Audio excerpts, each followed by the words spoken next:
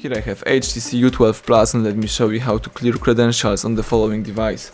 So at the very beginning, let's start by using the home screen. Let's tap apps icon. Here you need to find settings. Then scroll down and select the security and location. Scroll down again, and here you need to find and select the following section, encryption and credentials. Right here, let's tap it, and here you can use the clear credentials options.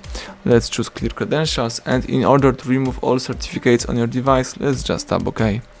So that's it, everything went well. Thank you for watching. Please subscribe our channel, leave thumbs up under the video.